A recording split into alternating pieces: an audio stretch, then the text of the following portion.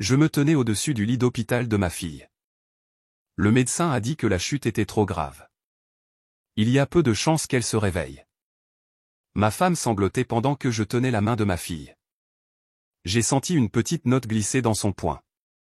Il y était écrit « Papa, s'il m'arrive quelque chose, vérifie la caméra de surveillance que j'ai mise dans ma chambre. » Je me suis précipité à la maison, j'ai vérifié les images et j'ai immédiatement appelé la police.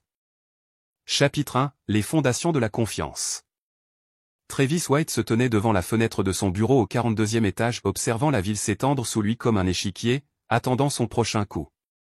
À 45 ans, il avait transformé White Industries de rien en un empire de la construction valant des centaines de millions de dollars. Ses mains calleuses, vestiges de l'époque où il maniait des marteaux sur les chantiers, signaient désormais des contrats qui façonnaient les horizons de 3 États. Ces mêmes mains avaient autrefois délicatement bercé sa fille nouveau-née, Emma, il y a 16 ans, lui promettant un monde où elle ne manquerait jamais de rien. Sa femme, Christina, rayonnait ce jour-là, ses cheveux auburn captant la lumière de l'hôpital alors qu'elle souriait à leur enfant. Ils étaient une famille alors, du moins c'est ce qu'il avait cru. Travis avait grandi en famille d'accueil, passant d'un foyer à l'autre jusqu'à ses 18 ans. Avec rien d'autre qu'un diplôme d'études secondaires et une détermination inébranlable à ne plus jamais être impuissant, il avait appris très tôt que les gens vous trahiraient dès que cela servirait leurs intérêts. Mais il avait fait une exception pour Christina et Emma. Elles étaient censées être différentes. Elles étaient censées être un sanctuaire. Christina White avait épousé Travis alors qu'il n'était qu'un entrepreneur en difficulté avec de grands rêves et des dettes encore plus importantes. Elle était agent immobilier à l'époque, ambitieuse et à la langue acérée, attirée par sa détermination brute et le feu dans ses yeux quand il parlait de construire quelque chose de durable. Pendant 15 ans, elle avait joué le rôle de l'épouse parfaite, organisant des dîners pour des clients potentiels, gérant leur agenda social, veillant à ce que leur maison soit une vitrine digne de la réputation grandissante de Travis.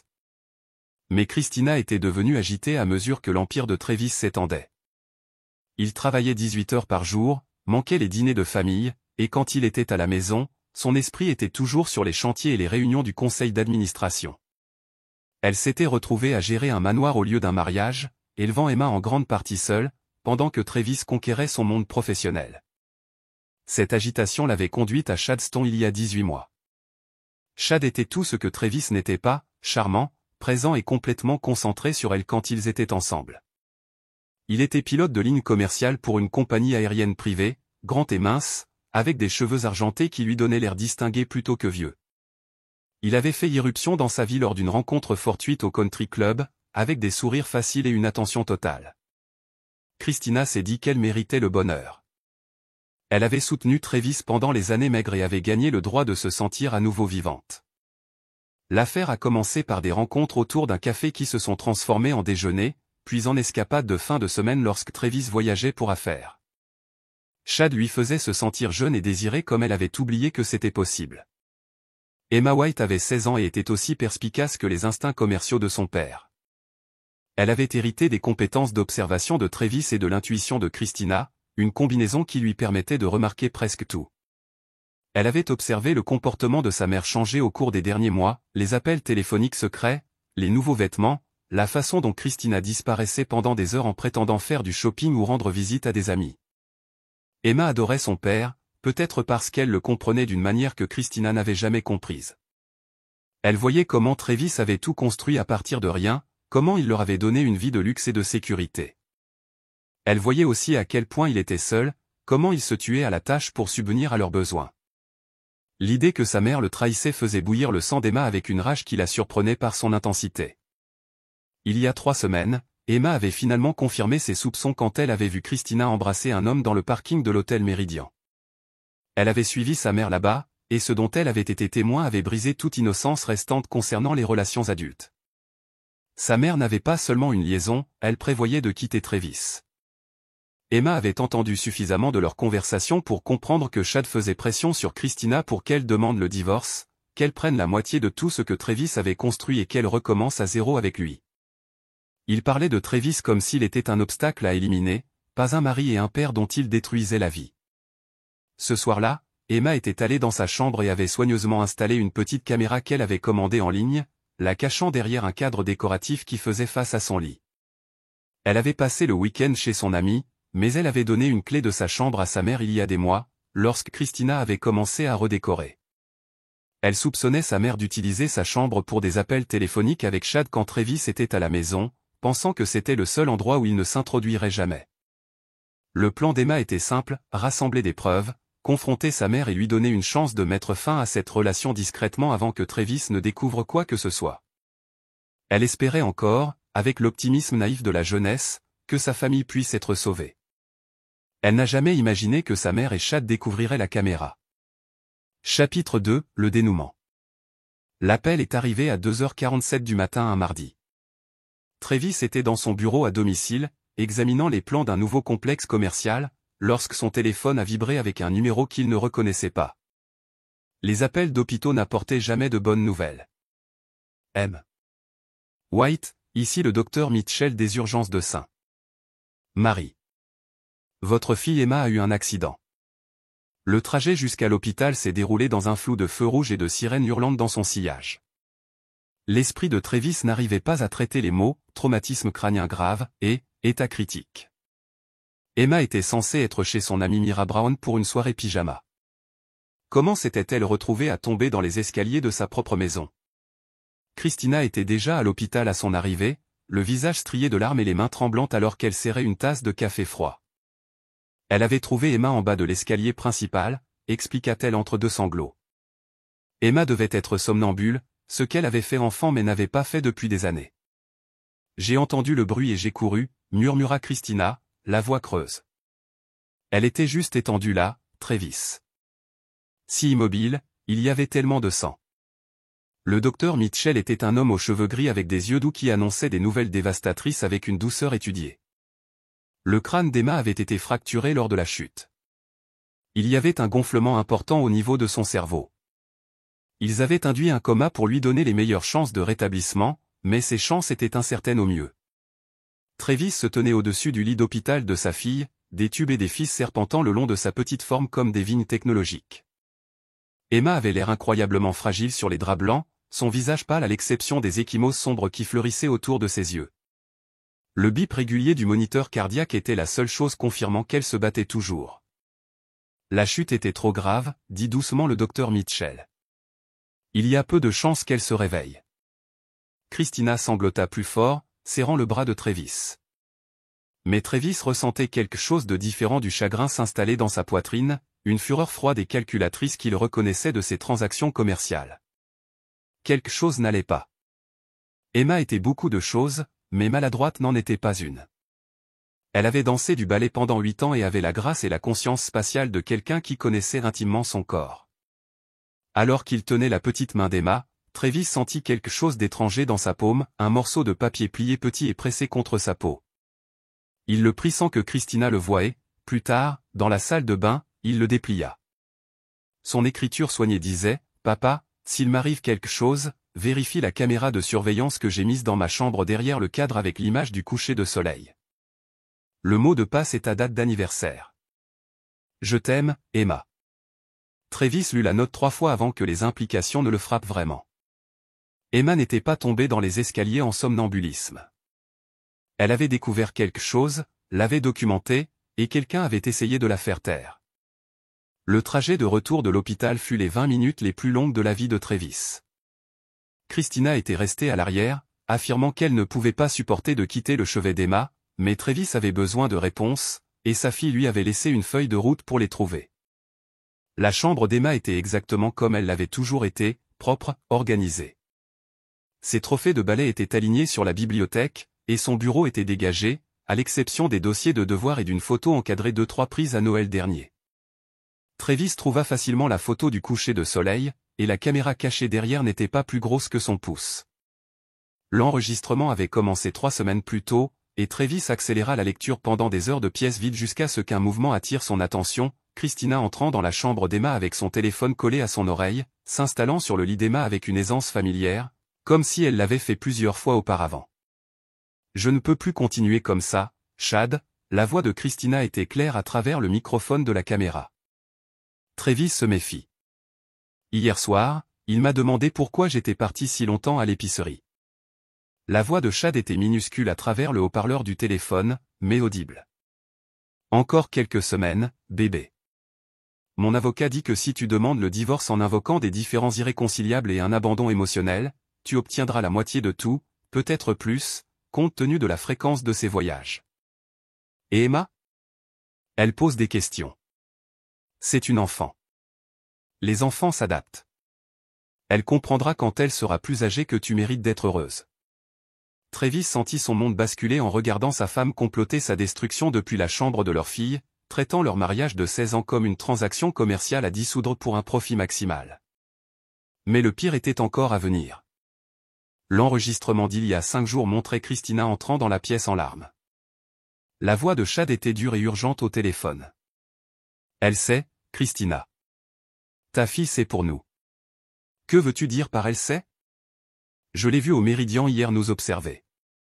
Elle a pris des photos, Christina, des photos de nous en train de nous embrasser. Travis vit le visage de sa femme s'effondrer. Oh mon Dieu, que faisons-nous? Tu dois t'en occuper ce soir. Avant qu'elle ne le dise à Travis, occupe-toi d'elle. C'est ma fille, Chad. Elle est aussi la seule chose qui se dresse entre nous et une nouvelle vie ensemble. Pense Christina. Si elle dit à Travis ce qu'elle a vu, il divorcera d'avec toi pour adultère. Tu n'auras rien. Rien. C'est ce que tu veux? Les mains de Travis tremblaient alors qu'il avançait rapidement jusqu'à la nuit de l'accident d'Emma. L'horodatage indiquait 23h04. Emma entra dans sa chambre et se dirigea directement vers la caméra cachée, son jeune visage affichant une détermination sans faille. Papa, si tu regardes ça, c'est qu'il m'est arrivé quelque chose. Maman et cet homme savent que je les ai découverts. Je les ai entendus au téléphone ce soir. Chad a dit que je devais être géré avant que je ne ruine tout. J'ai peur, mais j'avais besoin que tu saches la vérité. Ne les laisse pas s'en tirer. Je t'aime. Emma était en train de tendre la main derrière le cadre, probablement pour récupérer la caméra, lorsque la porte de sa chambre s'ouvrit brusquement. Christina se tenait dans l'encadrement de la porte avec Chad derrière elle, leurs deux visages déformés par une urgence qui glaçait le sang de Travis. Emma, chérie, nous devons parler, dit Christina, sa voix artificiellement calme. Éloignez-vous de moi. Emma recula vers sa fenêtre, ses yeux passant de sa mère à l'homme qu'elle n'avait vu que de loin. Je sais ce que vous prévoyez. Chad s'avança, son uniforme de pilote toujours impeccable malgré leur tardive. Ta mère et moi nous soucions l'un de l'autre, Emma. Ça n'a pas besoin d'être compliqué.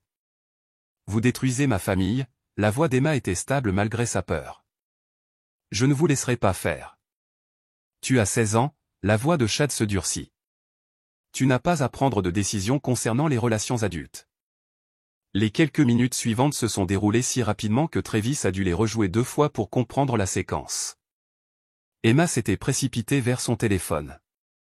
Chad lui avait attrapé le poignet, et dans la lutte qui s'ensuivit, Christina avait poussé sa fille assez fort pour la faire trébucher vers l'arrière. La tête d'Emma avait heurté le coin de sa commode avec un bruit qui rendit Travis physiquement malade. Elle s'était effondrée sur le sol, du sang s'accumulant immédiatement sous ses cheveux au burn. « Oh mon Dieu !» murmura Christina, s'agenouillant à côté du corps immobile d'Emma. « Oh mon Dieu, qu'avons-nous fait ?» Chad était déjà en mouvement, son entraînement de pilote se mettant en marche alors qu'il vérifiait le pouls et la respiration d'Emma. Elle est vivante, mais à peine. Nous devons appeler une ambulance. Ils poseront des questions. La police sera impliquée. Alors, nous leur donnons une histoire qui a du sens. La voix de Chad était froide, calculatrice. Elle était somnambule. Elle est tombée dans les escaliers. Tu as entendu le bruit et tu l'as trouvé. Simple. Travis regarda avec horreur Chad soulever sa fille inconsciente, la portant hors du champ de vision vers l'escalier. Christina suivit, serrant le téléphone d'Emma et la petite lampe qui avait été renversée lors de la lutte. 23 minutes plus tard, l'appel de Christina au 911 signalait qu'elle avait trouvé sa fille au bas des escaliers après ce qui semblait être un incident de somnambulisme. Travis resta assis dans la chambre d'Emma jusqu'à l'aube, regardant l'enregistrement en boucle, chaque visionnage ajoutant de nouvelles couches à sa rage. Ils ne l'avaient pas seulement trahi, ils avaient essayé d'assassiner sa fille pour couvrir leurs traces. Et si Emma ne se réveillait pas, ils auraient pu réussir. La note tremblait dans ses mains alors qu'il relisait le dernier message d'Emma. Ne les laisse pas s'en tirer. Il ne le ferait pas. Travis White avait bâti un empire en comprenant que la loyauté était la seule monnaie qui comptait et que la trahison était le seul péché qui ne pouvait jamais être pardonné. Christina et Chad venaient de déclarer la guerre au mauvais homme. Chapitre 3, le masque tombe. Travis retourna à l'hôpital avec la caméra cachée dans la poche de sa veste et le meurtre dans son cœur. Mais 25 ans de construction d'un empire commercial lui avaient enseigné la valeur de la patience et de la planification. La rage était un outil à contrôler, pas à satisfaire, et la vengeance était un plat qui nécessitait une préparation précise. Christina dormait dans le fauteuil à côté du lit d'Emma lorsqu'il arriva, son visage paisible d'une manière qui donna à Travis l'envie d'enrouler ses mains autour de sa gorge. Au lieu de cela, il s'installa dans l'autre fauteuil et commença à planifier sa destruction avec la même approche méthodique qu'il utilisait pour les prises de contrôle hostiles. Le docteur Mitchell apparut pendant la tournée matinale avec la nouvelle que l'état d'Emma s'était stabilisé pendant la nuit. Le gonflement de son cerveau diminuait et ses signes vitaux étaient plus forts. Il y avait de l'espoir, un espoir provisoire et fragile, qu'elle puisse se réveiller. Combien de temps avant que nous le sachions avec certitude? Demanda Travis, sa voix soigneusement neutre. Cela pourrait prendre des jours, cela pourrait prendre des semaines. Le cerveau guérit selon son propre calendrier. Christina s'agita au son des voix, se réveillant avec la confusion désorientée de quelqu'un fonctionnant avec trop peu de sommeil et trop de culpabilité. Y a-t-il eu des changements? Demanda-t-elle, tendant la main vers celle d'Emma avec ce qui aurait ressemblé à une inquiétude maternelle pour quiconque n'aurait pas regardé sa participation à l'étouffement d'une agression contre leur fille. Elle se bat, dit Travis, ses yeux ne quittant jamais le visage de Christina. Elle est plus forte que les gens ne le pensent. Quelque chose clignota dans l'expression de Christina. La peur peut-être, ou la culpabilité. Mais elle s'est rétablie rapidement. Elle tient cela de toi, dit-elle doucement. Ta détermination. Travis acquiesça, enregistrant ses micro-expressions pour une analyse ultérieure. Christina avait toujours été une actrice convenable, mais elle n'avait jamais eu à jouer sous ce niveau de surveillance auparavant. Il commençait à voir les fissures dans sa façade. J'ai besoin de gérer quelques appels d'affaires, dit Travis en se levant. Vas-tu rester avec elle? Bien sûr. Je ne la quitte pas des yeux. Travis embrassa le front de Christina, goûtant les mensonges sur sa peau. Je sais que tu ne le feras pas, ma chérie. Tu es une si bonne mère. Il passa la matinée dans la cafétéria de l'hôpital à passer des appels qui n'avaient rien à voir avec des projets de construction. Le premier fut à Stuart Leach, un détective privé spécialisé dans l'espionnage industriel et qui avait aidé Travis à gérer plusieurs situations commerciales délicates au fil des ans. J'ai besoin de tout ce que tu peux trouver sur un homme nommé Chad Stone, dit Travis sans préambule. Pilote, travaille probablement pour l'une des compagnies aériennes privées. Je veux ses relevés financiers, son historique d'emploi, ses relations personnelles, ses contraventions de stationnement, tout. Jusqu'où veux-tu que je creuse? Plus profondément qu'il n'ait jamais été fouillé. Et Stuart, c'est personnel, pas professionnel. Facture-le à mon compte privé et garde-le hors de tous les registres de l'entreprise.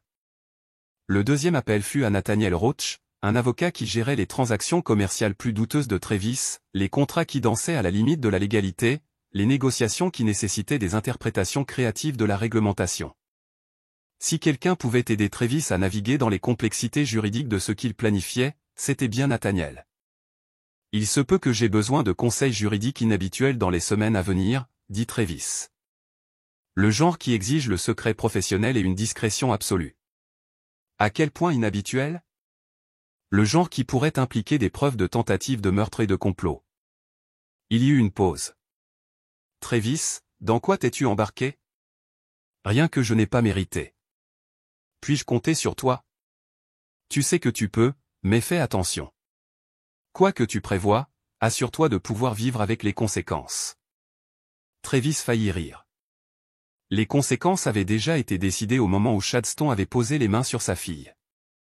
Maintenant, il ne s'agissait plus que d'organiser la livraison.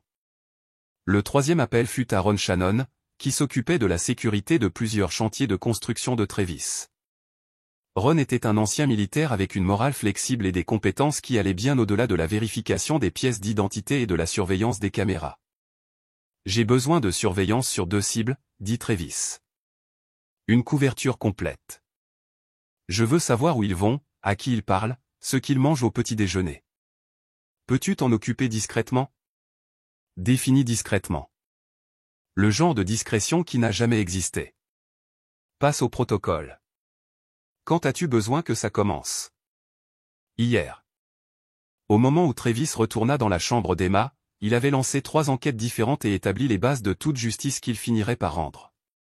Christina leva les yeux lorsqu'il entra, son sourire si parfaitement façonné qu'il aurait pu le tromper s'il n'avait pas déjà vu son vrai visage. Emma m'a serré la main pendant que tu étais parti, dit Christina, sa voix pleine de ce qui ressemblait à un espoir sincère. Juste pendant une seconde, mais je l'ai senti. Travis se déplaça de l'autre côté d'Emma et lui prit la main, cherchant tout signe de réaction. Pendant un moment, il n'y eut rien.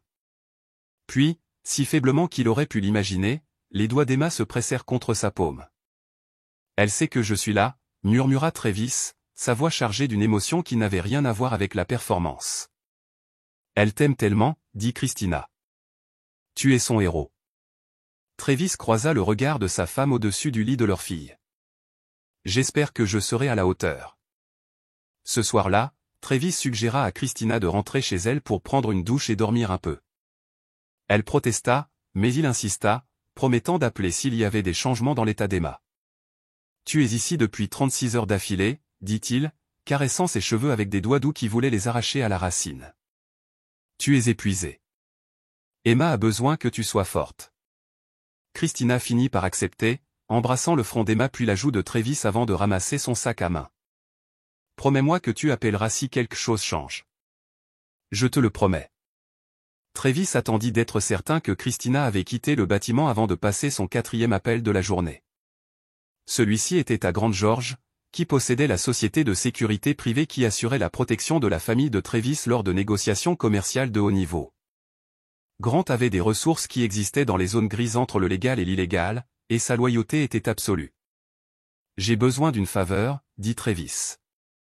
Le genre qui exige une négation complète. Quel genre de faveur? J'ai besoin de savoir si ma femme rencontre quelqu'un ce soir. Et si c'est le cas, j'ai besoin de documentation, de surveillance, d'une couverture complète, vidéo, audio, tout. Et Grant, si quelqu'un pose des questions, cette conversation n'a jamais eu lieu. Compris. J'aurai quelqu'un en position dans l'heure. Travis passa la nuit à côté du lit d'Emma, lui tenant la main et guettant tout signe de conscience pendant que son téléphone vibrait avec les mises à jour de ses différents agents. Le rapport préliminaire de Stuart sur Chadstone révélait un schéma de relation avec des femmes mariées, chacune se terminant lorsque la femme se réconciliait avec son mari ou divorçait et passait à autre chose. Christina n'était pas sa première cible d'adultère, et elle ne serait probablement pas la dernière. L'équipe de surveillance de Grant confirma que Christina avait effectivement rencontré Chad dans un motel 30 minutes après avoir quitté l'hôpital. Les enregistrements audio révélaient une conversation qui glaçait le sang de Travis. Comment va-t-elle? La voix de Chad était tendue, inquiète. Travis pense qu'elle pourrait se réveiller, mais les médecins ne sont pas sûrs. Si elle se réveille et se souvient de ce qui s'est passé, elle ne s'en souviendra pas. Les blessures à la tête causent des pertes de mémoire tout le temps.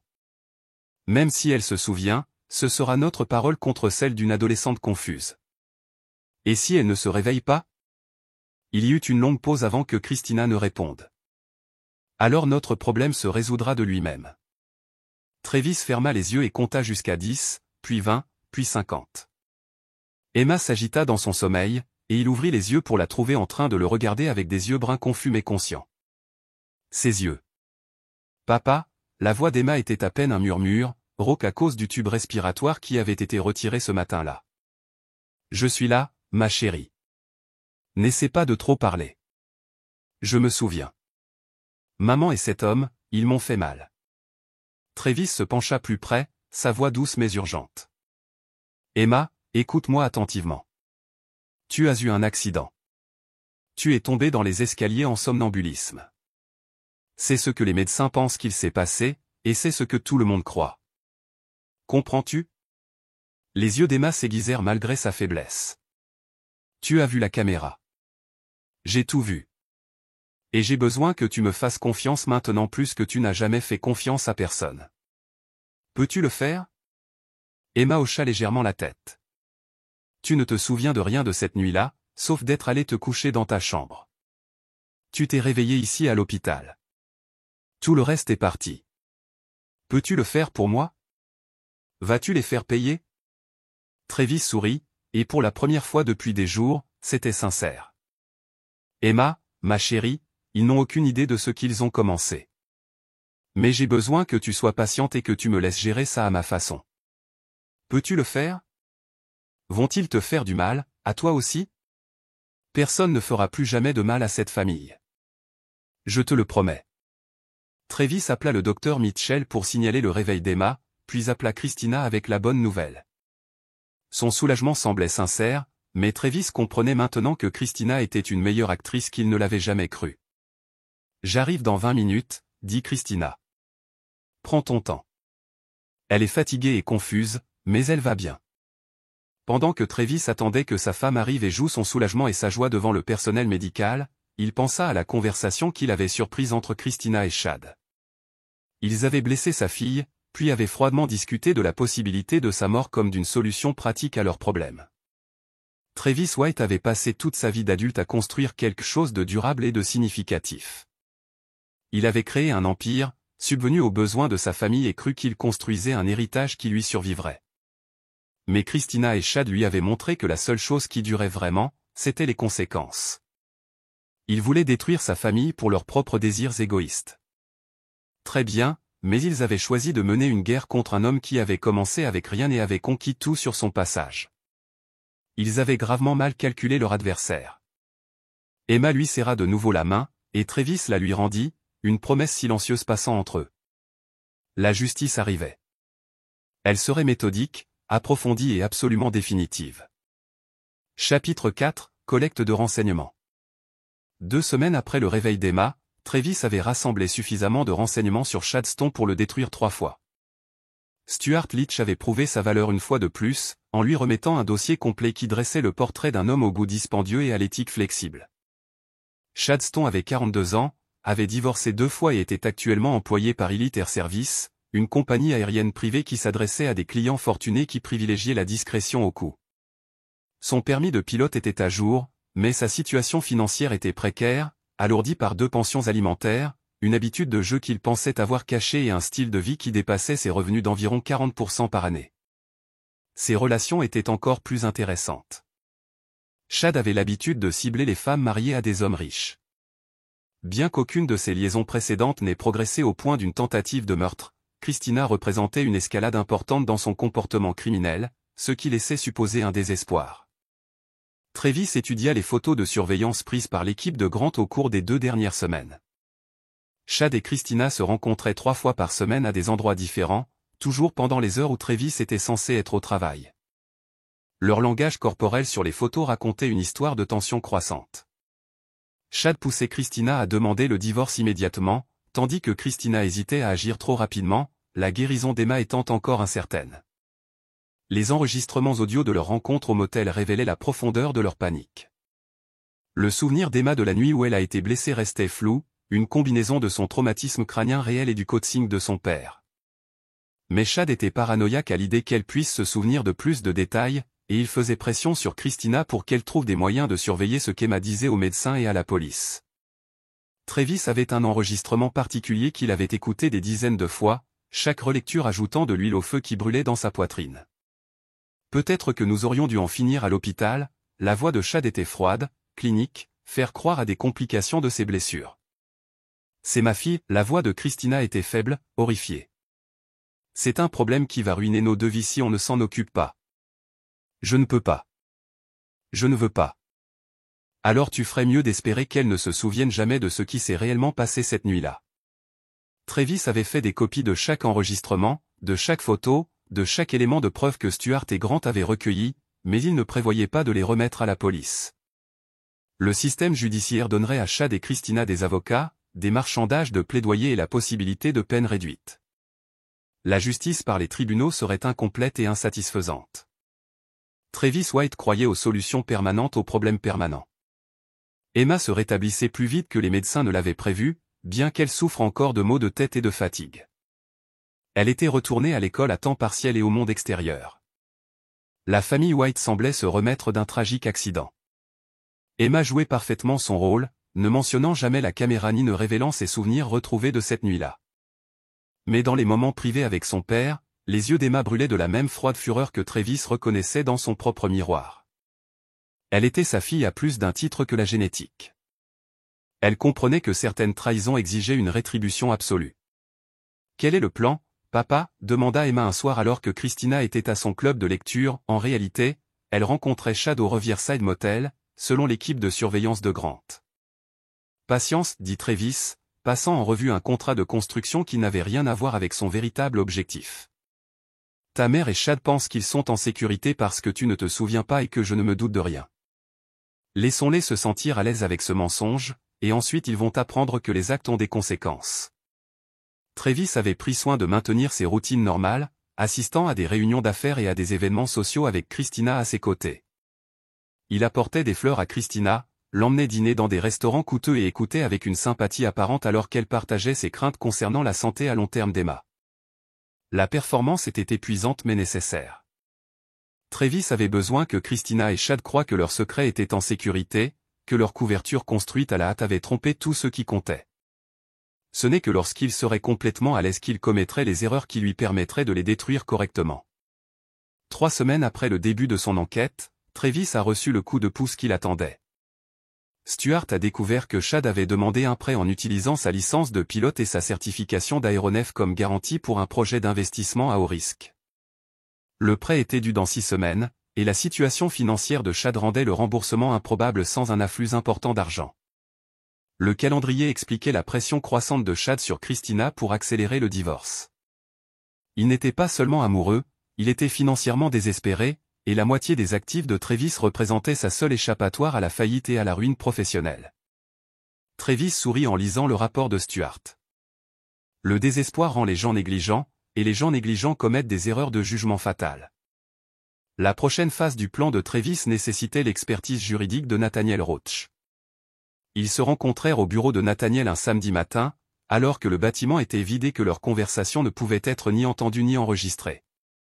« J'ai besoin de comprendre les implications juridiques d'une riposte justifiée, dit Travis sans préambule.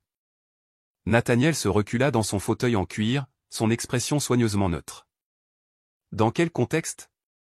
Hypothétiquement, si quelqu'un tentait d'assassiner l'enfant d'un homme pour dissimuler un adultère, quelle protection juridique cet homme aurait-il s'il choisissait de gérer la situation personnellement plutôt que par les tribunaux ? Travis, dis-moi que tu ne prévois pas quelque chose qui va te faire atterrir en prison. Je prévois quelque chose qui garantira que justice soit faite.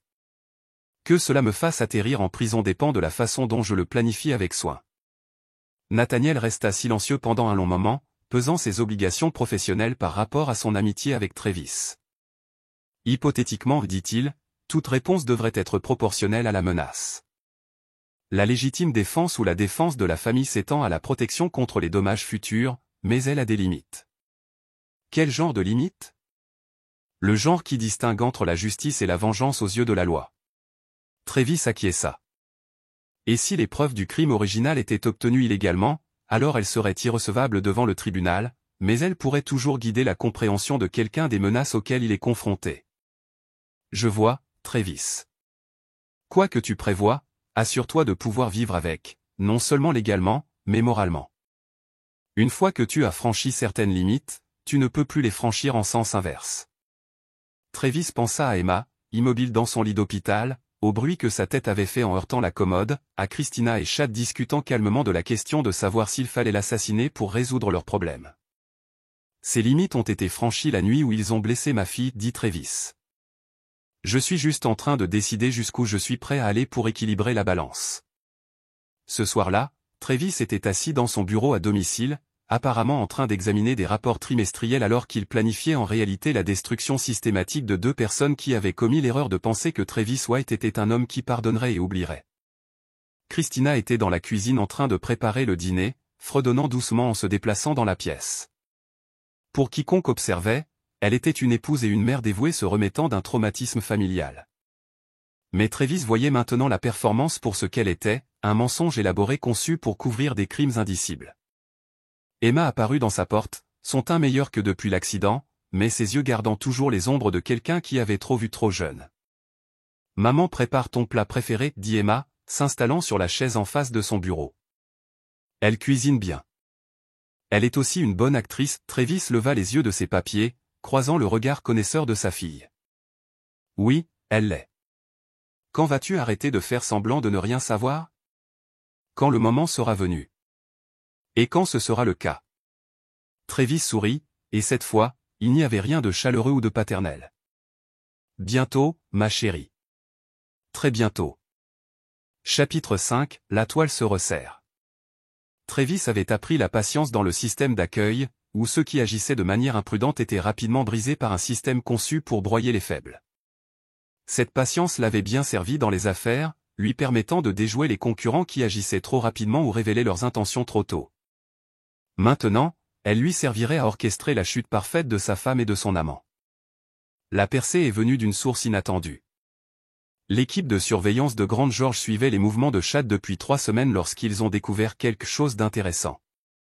Chad rencontrait un homme nommé Jake McCarthy tous les mardis matins dans un restaurant du centre-ville. McCarthy était un usurier ayant des liens avec des familles du crime organisé dans 3 États. L'enquête de suivi de Stuart a révélé que Chad devait $180 000 à McCarthy à la suite d'une partie de poker qui avait très mal tourné 6 mois plus tôt. La dette s'accumulait à un taux d'intérêt qui aurait été criminel si McCarthy était le genre d'homme qui se souciait de telles subtilités juridiques. Chad avait effectué des paiements minimaux, mais McCarthy perdait patience. Travis sourit en lisant le rapport de surveillance. Chad n'était pas seulement financièrement désespéré, il était endetté envers des personnes dangereuses qui n'acceptaient pas les excuses ou ne négociaient pas les plans de paiement. Le calendrier du divorce de Christina n'avait rien à voir avec l'amour et tout à voir avec la survie. Armé de ses connaissances, Travis commença à resserrer la toile qu'il avait tissée autour de ses cibles. La phase 1 consistait à éliminer les revenus de Chad. Elite Air Service était fier de sa discrétion et de sa réputation. Leurs clients fortunés payaient des tarifs préférentiels pour l'assurance que leurs arrangements de voyage resteraient privés et que leurs pilotes seraient irréprochables. Un pilote ayant des dettes de jeu envers des figures du crime organisé serait un passif qu'il ne pourrait pas se permettre. Travis passa un seul coup de téléphone à Milton Brown, propriétaire d'une compagnie aérienne privée concurrente qui essayait de débaucher la clientèle d'Elite Air depuis des années. Travis avait fourni des services de construction pour le siège social de la société de Milton et le connaissait suffisamment bien pour lui demander des faveurs.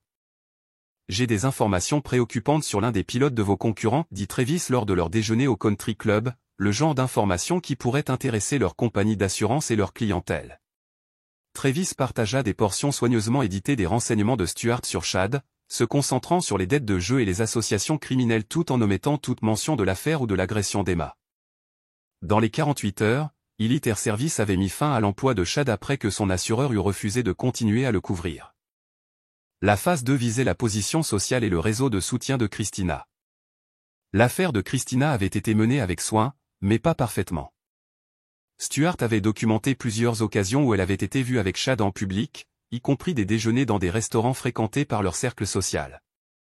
Travis commença une subtile campagne de guerre sociale, semant des graines de suspicion et de commérage avec une précision chirurgicale, un commentaire soigneusement formulé à Alicia Sullivan, dont le mari jouait au golf avec Travis et dont la femme déjeunait avec Christina chaque semaine, une observation préoccupée partagée avec la femme du docteur Roach au gala de charité de l'hôpital, des questions déguisées en mari inquiet parlant à des amis communs des récents changements d'humeur et des absences inexpliquées de Christina. Travis n'accusa jamais directement Christina d'adultère. Au lieu de cela, il joua le rôle d'un mari inquiet qui était préoccupé par le comportement de sa femme à la suite de l'accident de leur fille. Les rumeurs et les spéculations qui suivirent furent entièrement générées par l'imagination et l'amour du scandale de leur cercle social. En 2 semaines, Christina répondait à des questions inconfortables d'amis sur son amitié avec un homme mystérieux que plusieurs personnes affirmaient l'avoir vu avec. Elle commença à rester plus souvent à la maison, annulant des engagements sociaux et devenant de plus en plus paranoïaque à l'idée d'être surveillée. La phase 3 était plus directe. Travis commença à tester la loyauté et l'honnêteté de Christina avec des scénarios soigneusement orchestrés. Il dit à Christina qu'il prévoyait une escapade romantique pour célébrer la guérison d'Emma, puis demanda à l'équipe de Grant de la suivre lorsqu'elle rencontra inévitablement Chad pour discuter de la façon de gérer l'attention soudaine de Travis envers leur mariage. Les enregistrements audio de cette réunion révélèrent que Chad devenait de plus en plus déséquilibré à mesure que sa vie s'effondrait autour de lui. C'est de ta faute, la voix de Chad était dure, accusatrice. Tu étais censé gérer la situation d'Emma discrètement. Au lieu de cela, elle se remet et parle aux gens. Maintenant, ton mari joue soudainement le rôle du conjoint dévoué et ma carrière est détruite. Je ne pouvais pas tuer ma propre fille, la voix de Christina était défensive, larmoyante. Tu n'avais pas à la tuer. Tu devais juste t'assurer qu'elle ne s'en souvienne pas. Un oreiller sur son visage pendant quelques secondes pendant qu'elle était inconsciente aurait causé des dommages cérébraux sans laisser de preuves. Tu es fou. Je suis pragmatique, et maintenant nous allons tous les deux payer pour ta sentimentalité. Travis dut arrêter l'enregistrement à ce moment-là, ses mains tremblant de rage. Chad avait voulu que Christina étouffe Emma dans son lit d'hôpital pour assurer des dommages cérébraux permanents. La malveillance désinvolte de la suggestion était à couper le souffle. Ce soir-là, Travis regarda sa fille endormie et prit une décision qui allait au-delà de la justice ou de la vengeance. Certaines personnes perdaient leur droit d'exister au moment où elles choisissaient de s'en prendre à des enfants. Chadston avait franchi cette limite, et Christina l'avait aidé. La phase finale du plan de Travis nécessiterait une action plus directe. Ron Shannon avait la formation militaire et la flexibilité morale nécessaires pour gérer ce que Travis avait besoin de faire. Ils se rencontrèrent sur un chantier de construction après les heures d'ouverture, entourés par la structure squelettique de ce qui deviendrait un hôtel de luxe. « J'ai besoin que tu comprennes quelque chose, dit Travis, sa voix portant à travers l'espace vide en béton. Tout ce que je vais te dire ne s'est jamais produit. Nous n'avons jamais eu cette conversation, et tu n'as jamais connu aucun de ces détails. » Ron acquiesça. Il avait déjà entendu des clauses de non-responsabilité similaires. J'ai un problème qui doit être résolu de façon permanente. Deux problèmes en fait, des personnes qui ont essayé d'assassiner ma fille et qui prévoient de détruire ma famille. Travis expliqua la situation en détail, partageant des enregistrements audio et des photographies sélectionnées qui documentaient l'affaire, l'agression d'Emma et le désespoir croissant de Chad. Ron écouta sans commentaire, son visage ne révélant rien. « Qu'est-ce que tu me demandes exactement de faire » demanda Ron lorsque Travis eut terminé. « Je te demande de m'aider à faire en sorte que les personnes qui s'en prennent à des enfants soient confrontées à des conséquences appropriées. » Travis croisa le regard de Ron avec constance. « Et ces conséquences seraient le genre qui assure qu'il ne menace plus jamais la famille de personne. » Ron resta silencieux pendant un long moment à y réfléchir. « Ce n'est pas du business, Travis. C'est personnel. Les boulots personnels comportent des risques différents et des prix différents. Je comprends et je suis prêt à payer n'importe quel prix nécessaire, y compris la possibilité que cela puisse détruire ta vie si ça tourne mal. » Travis pensa à la note d'Emma cachée dans sa paume, au bruit de sa tête heurtant la commode, à Chad discutant des dommages cérébraux comme une stratégie commerciale. « Ma vie était déjà détruite la nuit où ils ont blessé ma fille, dit Travis. Maintenant, je suis juste en train de décider combien de personnes vont s'effondrer avec elle. » Ron acquiesça lentement. « Donne-moi 48 heures pour planifier cela correctement, et Travis, une fois que ce sera fait, nous n'en parlerons plus jamais. » Jamais. Compris. Travis rentra chez lui par des rues vides, sa décision prise et son cap fixé. Demain, il recommencerait à être le mari dévoué, jouant parfaitement son rôle, tandis que le piège qu'il avait construit se refermait lentement sur Christina et Chad. Ils ont détruit sa famille pour de l'argent et par commodité, traitant la vie de sa fille comme une victime acceptable dans leurs jeux égoïstes. Maintenant, ils apprendraient que Travis White n'était pas un homme qui acceptait les victimes dans sa famille. C'était un homme qui éliminait les menaces de façon permanente et sans pitié. La justice arrivait, et elle serait absolue. Chapitre 6, point de non-retour. La confrontation que Travis avait orchestrée atteignit finalement son paroxysme par un froid jeudi soir de novembre. Christina était devenue de plus en plus agitée à mesure que son cercle social continuait de bourdonner de rumeurs sur ses absences mystérieuses et son comportement étrange. Le chômage de Chad l'avait rendu désespéré et imprudent, poussant Christina à prendre de plus grands risques dans leur relation. Travis avait passé des semaines à positionner les pièces de son plan, et il était maintenant temps de forcer la main de ses adversaires. Il arriva chez lui plus tôt que d'habitude, chronométrant son entrée pour qu'elle coïncide avec l'un des appels téléphoniques prévus de Christina avec Chad. Il la trouva dans la chambre d'Emma, comme il s'y attendait, assise sur le lit d'Emma avec son téléphone collé à son oreille. Je dois y aller, dit Christina rapidement lorsqu'elle entendit les pas de Travis dans le couloir. On se parle demain, elle termina l'appel et se tourna vers lui avec un sourire coupable qui n'atteignit pas ses yeux. Tu es rentré tôt. Ma famille me manquait, dit Travis, sa voix portant juste assez de suspicion pour rendre Christina nerveuse. À qui parlais-tu? À ma sœur. Elle a encore des problèmes avec son copain. Travis acquiesça, rangeant un autre mensonge à ajouter à sa collection. La sœur de Christina vivait à Portland et n'avait pas parlé à Christina depuis 2 ans à la suite d'une dispute amère au sujet de l'argent dans la chambre d'Emma. Je me sens proche d'elle ici. Pendant les pires jours à l'hôpital, j'ai pensé que je pourrais la perdre. Être dans sa chambre m'aide à me souvenir qu'elle va bien. Elle va bien, dit Travis, s'asseyant à côté de Christina sur le lit d'Emma. Nous allons tous bien. Nous allons bien. Christina se pencha contre lui, et Travis se força à ne pas se détourner de son contact. Je t'aime, murmura-t-elle. Je sais que je n'ai pas été moi-même ces derniers temps, mais je t'aime, toi et Emma, plus que tout. Je sais, dit Travis, lui caressant les cheveux. Je t'aime aussi. Les mots avaient l'impression d'être de l'acide dans sa bouche, mais ils étaient nécessaires. Christina avait besoin de croire qu'elle était en sécurité jusqu'au moment où elle réaliserait qu'elle ne l'était pas. Ce soir-là, Travis mit en mouvement les derniers éléments de son plan. Il envoya un SMS à Chad depuis un téléphone jetable en utilisant des informations que Stuart avait recueillies sur les méthodes de recouvrement de créances de McCarthy. Paiement en retard. Rendez-vous demain soir à l'entrepôt sur Industrial Boulevard. Venez seul. Dernier avertissement. JM. Chad reconnaîtrait les initiales comme étant Jake McCarthy, l'usurier qui lui mettait la pression depuis des mois. Il supposerait que McCarthy avait finalement perdu patience et réclamait la dette. Dans son état désespéré, Chad verrait la réunion soit comme une occasion de négocier plus de temps, soit comme une menace qui nécessitait une action immédiate. Quoi qu'il en soit, Chad viendrait. Travis s'arrangea également pour que Christina reçoive un appel téléphonique du docteur Mitchell le lendemain soir, l'informant que les dernières analyses cérébrales d'Emma avaient révélé des anomalies inquiétantes qui nécessitaient une discussion immédiate. Christina se précipiterait à l'hôpital où elle découvrirait que le docteur Mitchell assistait à une conférence médicale à Chicago et ne l'avait jamais appelé. Au moment où Christina réaliserait qu'elle avait été manipulée, il serait trop tard. L'entrepôt sur Industrial Boulevard était l'une des propriétés de Travis, acheté des années plus tôt pour un projet de développement qui avait échoué. Il était vide sur 5 acres de terrains industriels entourés d'autres bâtiments abandonnés et de terrains vagues. Pas de voisins, pas de témoins et pas de caméras de sécurité que Travis ne contrôlait pas personnellement. Ron Shannon avait passé 3 jours à préparer les lieux, s'assurant que tout se déroulerait exactement comme prévu. L'entrepôt assurerait la confidentialité de ce qui devait être fait, et le crématorium industriel que Travis possédait par l'intermédiaire d'une filiale assurerait que certains problèmes disparaissent de façon permanente. Le vendredi soir arriva avec une chaleur inhabituelle, comme si le temps lui-même conspirait pour faciliter le travail de Travis.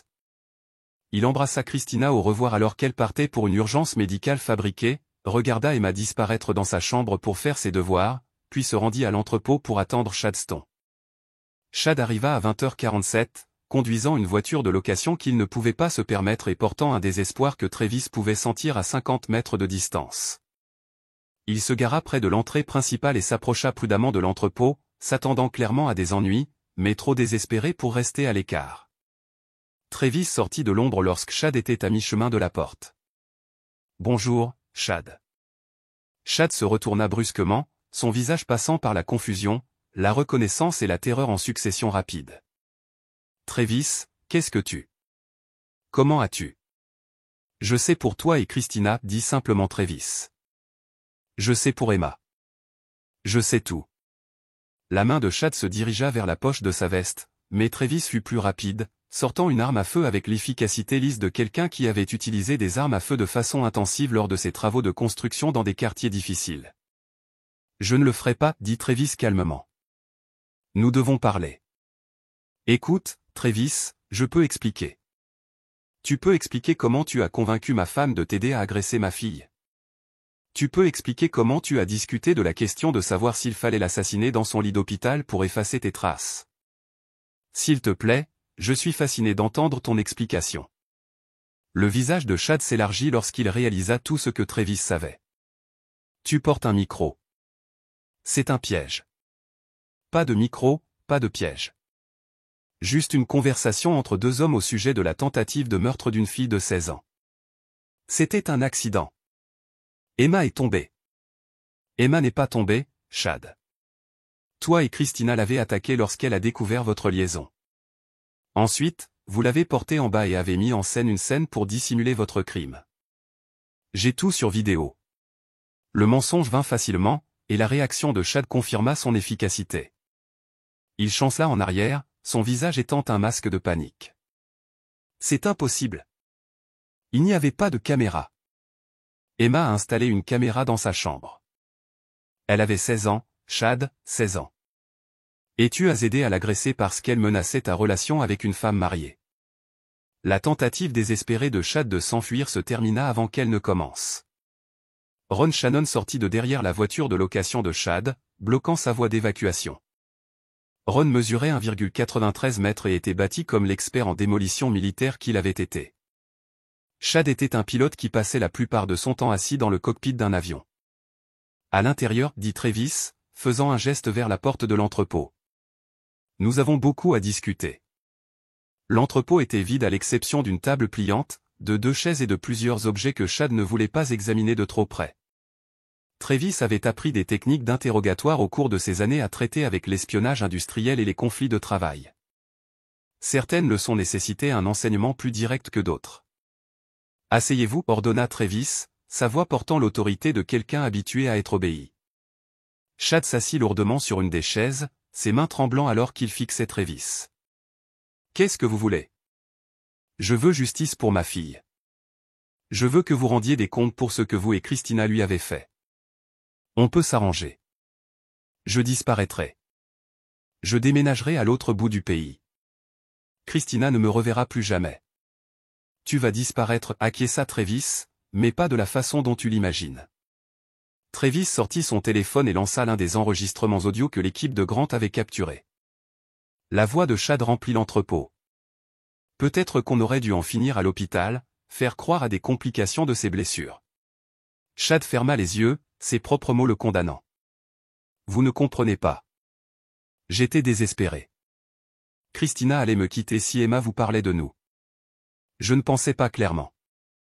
Tu pensais à assassiner une enfant pour protéger votre liaison. Je ne l'aurais jamais fait. C'était juste des paroles. Vous avez discuté d'étouffer ma fille pour provoquer des lésions cérébrales. Ce n'était pas que des paroles, Chad, c'était de la planification.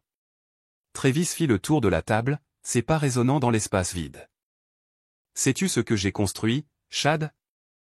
J'ai commencé avec rien et j'ai créé un empire valant des centaines de millions de dollars. J'ai fait ça en comprenant que certains problèmes nécessitent des solutions permanentes. Travis, s'il vous plaît. Tu as commis une erreur en choisissant ma famille comme cible. Mais ta plus grande erreur a été de penser que tu pouvais blesser ma fille et t'en tirer. Travis fit un signe de tête à Ron, qui s'avança avec l'efficacité exercée de quelqu'un suivant un plan bien répété. Les cris de Chad résonnèrent dans l'entrepôt pendant exactement 43 minutes avant de s'arrêter définitivement. Travis ne ressentit aucune satisfaction, aucun sentiment d'apaisement ou de soulagement. Il ne ressentit que la froide certitude qu'Emma était en sécurité et que Chadstone ne menacerait plus jamais une autre famille. Maintenant, c'était au tour de Christina. Chapitre 7, l'heure des comptes. Christina rentra chez elle après son voyage infructueux à l'hôpital pour trouver Travis assis dans son bureau, apparemment en train de travailler tard sur des contrats de construction.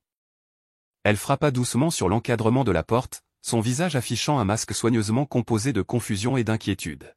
« Comment se passent les papiers » demanda-t-elle, s'installant sur la chaise en face de son bureau, comme Emma l'avait fait si souvent ces dernières semaines.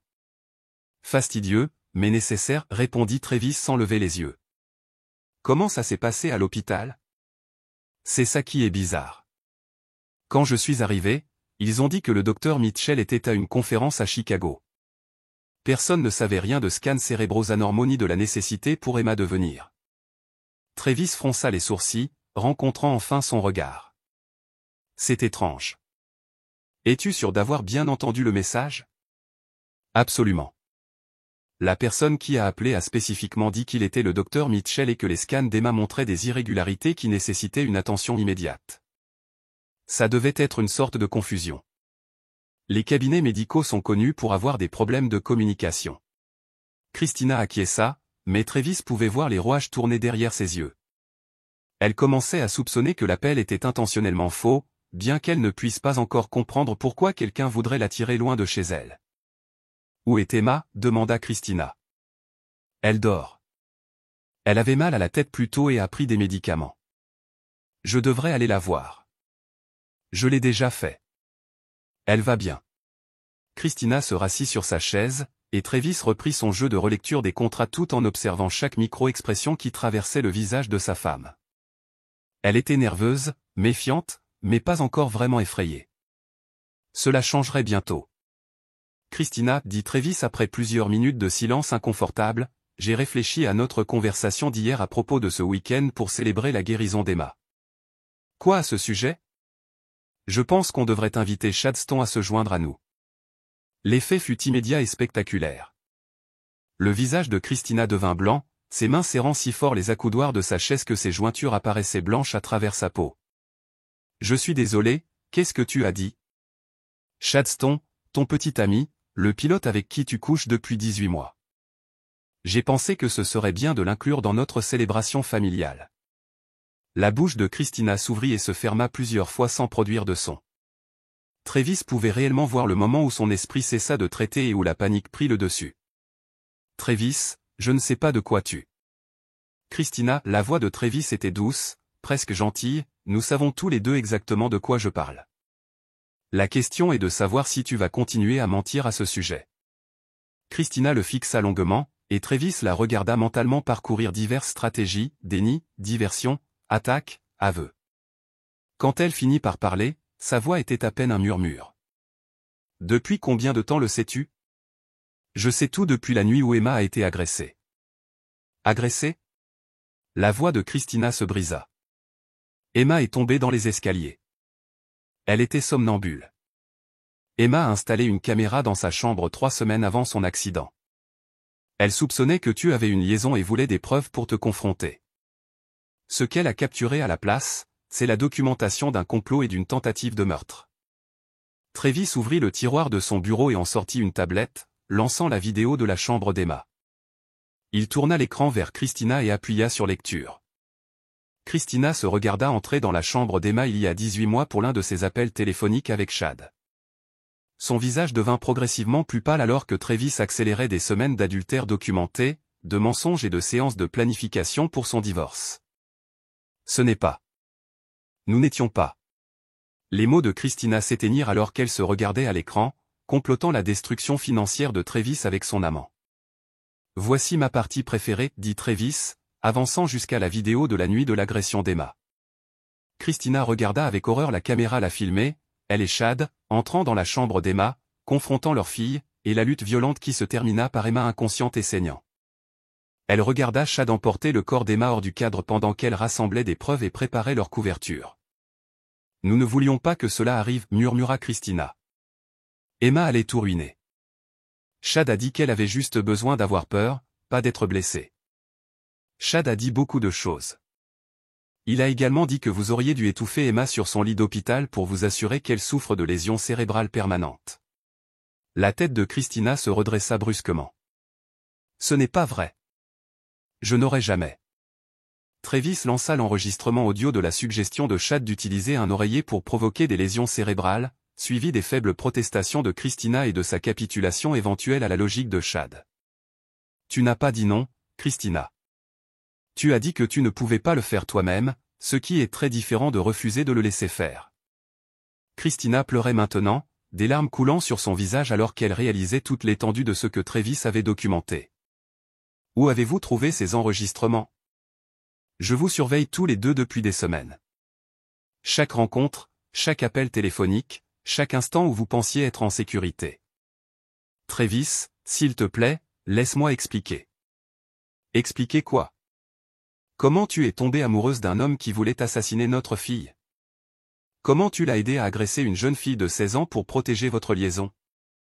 Comment tu t'es tenu dans cette chambre d'hôpital en faisant semblant de pleurer tout en planifiant de prendre la moitié de tout ce que j'ai construit? Les sanglots de Christina devinrent plus forts, tout son corps tremblant sous l'effet de sa crise. Je n'ai jamais voulu qu'Emma soit blessée. Je l'aime.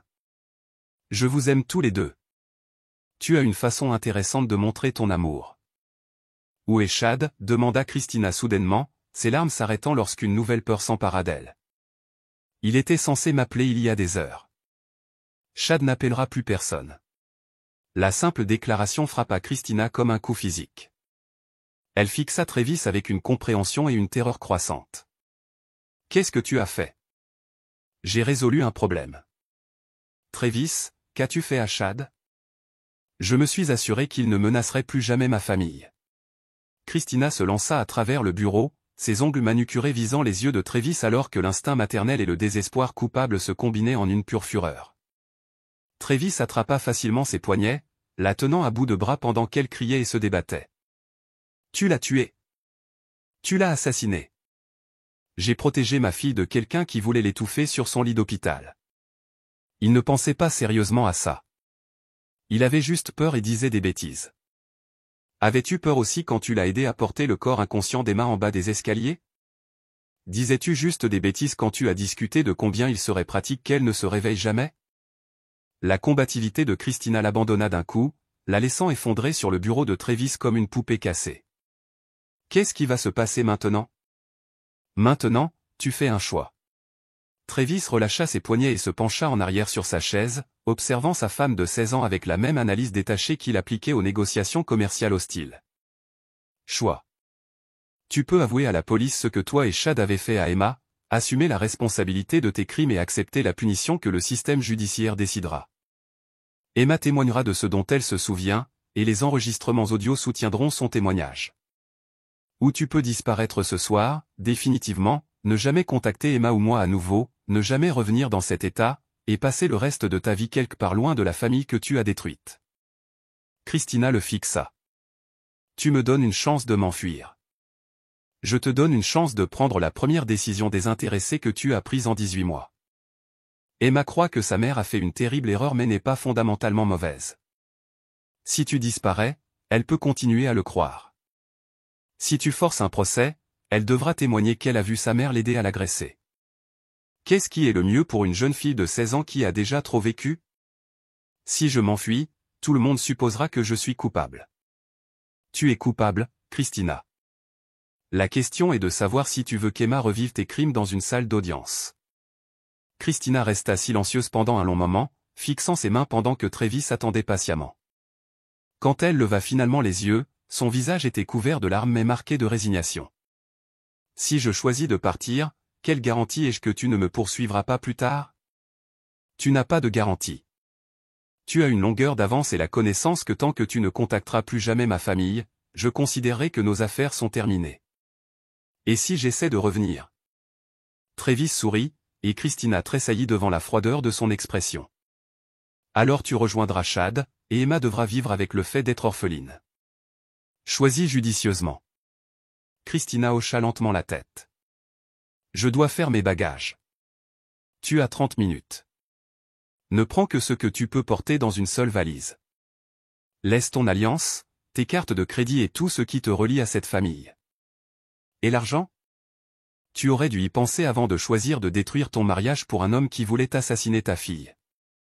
Travis regarda Christina monter les escaliers vers leur chambre pour la dernière fois, écoutant ses mouvements au-dessus, rassemblant les restes d'une vie qu'elle avait jetée pour une liaison qui lui avait tout coûté. 28 minutes plus tard, Christina descendit les escaliers avec une seule valise et les yeux creux de quelqu'un qui avait enfin compris l'ampleur de ses pertes. Je veux dire au revoir à Emma. Non, Travis, s'il te plaît. C'est ma fille. Elle était ta fille. Tu as perdu cette relation quand tu as choisi Chad plutôt que sa sécurité. Le visage de Christina se décomposa à nouveau, mais elle ne discuta pas. Elle comprit que Travis détenait tout le pouvoir maintenant, et toute tentative de négociation ne ferait qu'aggraver sa situation. Vas-tu lui dire? Vas-tu lui dire que je suis désolé? Je lui dirai que tu as fait ton choix. Christina hocha la tête et se dirigea vers la porte d'entrée d'un pas incertain. Elle s'arrêta sur le seuil, regardant en arrière la maison qu'elle avait partagée avec Travis pendant 15 ans. Je t'ai aimé, murmura-t-elle. Vous deux.